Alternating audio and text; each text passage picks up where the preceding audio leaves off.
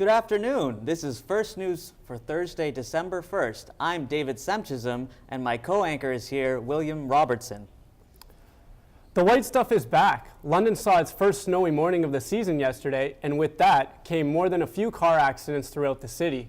OPP responded to at least 20 car crashes within a 3-hour period. Police are urging drivers to lower speeds and allow more space for stopping when driving in snowy conditions. If you thought London had terrible drivers, well, you're right. According to a survey by Allstate Insurance, London is ranked 36 among the 45 communities surveyed. London has nearly 6 accidents for every 100 cars on the road. The worst driving community is Brampton, while the best is Brockville. Canada has won top honors this November for raising the most money out of all countries participating in the prostate cancer awareness event. Canada raised more than $35 million this year and had an outstanding 245,000 registered participants for the cause. With the end of November here, many men will see their hard-earned mustaches shaved off. However, the money raised from the Canadian event will live on, and the majority will be donated to Prostate Cancer Canada. Good work to all the men who grew for the cause, and a special thanks to all the ladies out there for helping us support us.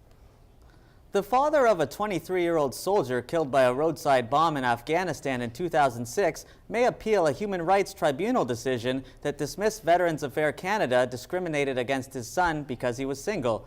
Veterans Affairs will only pay the $250,000 death benefit to married soldiers, and at the time, Matthew Dinning was living with a common-law spouse, Tanya Lowerson. Lowerson eventually did get the money from Veterans Affairs, but only after a drawn-out process of proving she was indeed his common-law spouse. For Dinning's father, Lincoln Dinning, he said, "It's about human rights and treating fallen soldiers equally."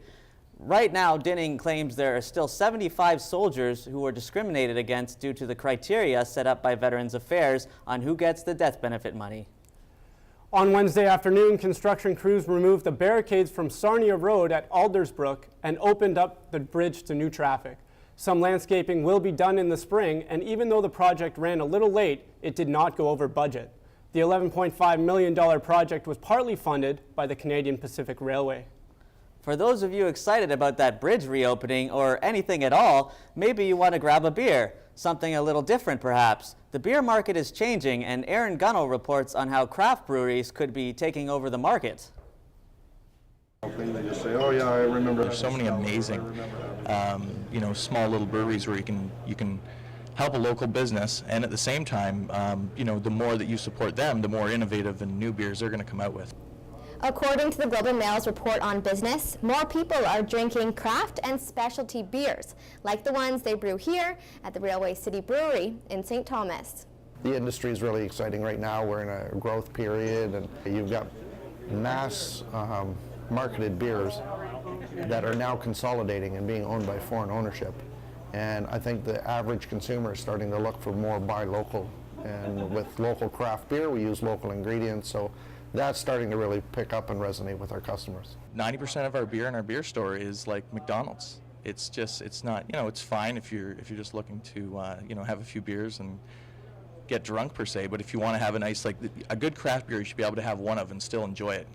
And while the specialty beer market grows, small craft breweries are trying to keep up with demand. We will be at maximum capacity in the very, very near future prior to the summer. So we are trying to find different solutions on how we can maximize our equipment, plus continue to service the customers that want our product. Aaron Gunnell, Fanshawe TV News.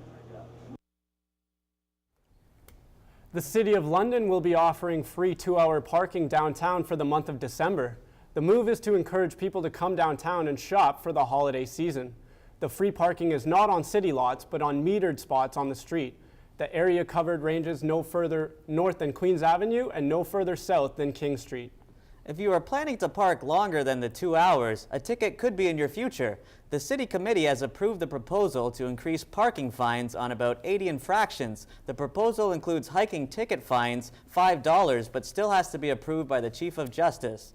Today is nationally known as World AIDS Day. Millions of people from around the world are living with HIV and AIDS, and here in London, one artist is trying to raise awareness for the issue through his art. Lauren White has more. We are a not-for-profit organization that raises awareness about social justice issues, but especially about HIV and AIDS, and how more than anything it affects women and children in sub-Saharan Africa. From a small independent project starting close to home to now an internationally recognized organization with no coastal boundaries. We started in London, Ontario, and we worked, the first two projects that we ever did were with both school boards, London District Catholic School Board and Thames Valley District School Board. To date, we've done more than 300 in 7 different countries. We traveled to South Africa, where we did many workshops, and Mozambique and Zimbabwe. Art for AIDS International hosts passionate workshops where students are involved in knowledge sharing, peer support, and art making. During these workshops, participants translate their insights to create beautiful collages. After 10 years, Hendrikus holds close to his heart the most important thing, the reason he began this journey. Comes back to all the participants that we worked with in the different countries, and to see smiles on their face, and to know that a few years later when they see you again, they express a feeling that you made a difference in their life. There are many ways you can get involved with the Arts for AIDS International organization, and it begins here in London. People can get involved by coming to our gallery. That's one, to get to know who we are and what we do. We do have volunteers because we're a volunteer-based organization. Fire in the Masonville area has caused over $55,000 in damage. The fire occurred on Hillside Drive near Richmond and Fanshawe Park Road. The owners were out when it started and called 911 after noticing smoke pouring out of the house. Firefighters were able to extinguish the blaze, but there were heavy smoke damage to the second floor. The investigation will continue to determine the cause of the fire. Premier Dalton McGuinty has unveiled a new tough anti-bullying legislation. Ontario schools will be able to permanently expel students for bullying. McGuinty says he wants students to feel safe regardless of ethnicity, faith, culture, gender, or sexual orientation. The new legislation goes into effect today. Occupy London lasted less than 3 weeks, but it has cost London taxpayers more than $80,000 in police costs. Police Chief Brad Duncan released the figures to clarify that to media early Wednesday morning, and said that the salary cost alone is in excess of $80,000. The figure does not include costs associated with operational planning and other meetings held by the police with respect to the occupation. First News will be back with Around the Globe news right after this message from our sponsors.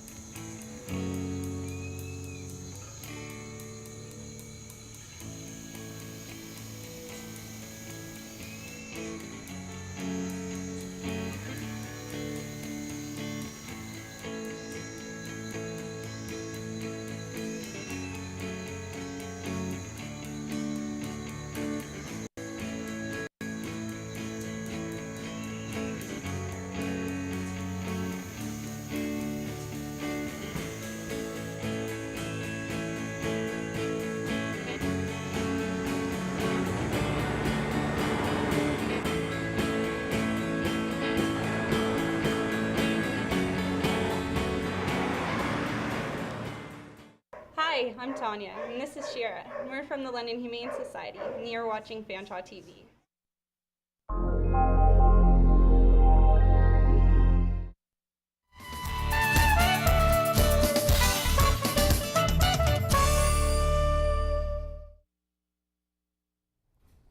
And welcome back. In world news, throughout the United States, police raids are occurring at Occupy camps in major cities. Los Angeles police evicted hundreds of protesters camped out in tents near City Hall. More than 200 people were detained, leading to 52 arrests.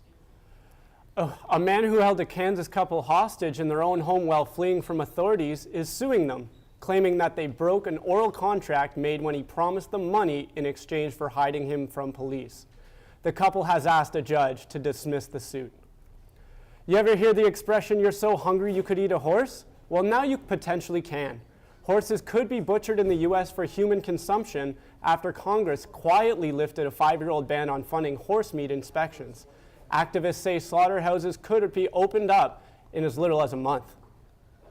You've heard about dining and dashing, but how about dating and dashing? A woman in New York City was using the popular dating site Match.com just to get guys to buy her fancy dinners. 23-year-old Minerva McGonigal said she was able to rack up about $1,200 a month worth of free dinners, eating out about 5 times a week. McGonigal was having troubles paying her bills, but with the help of dates paying for her food, she is financially getting back on track. An ancient tradition with a modern twist debuted in London this weekend, the city's first food swap in Wortley Village. Matthew Villeneuve has the full report. Swapping food has been trending in Ontario with recent swap events held in Guelph, Toronto, and now London. The bartering venue is a place to exchange locally produced food, share sustainable food growing techniques, and promote community building. It's using local food, local resources, and allowing an exchange to happen that doesn't rely on money. Food swaps are similar to silent auctions, and like an auction, you may not get everything you bid on.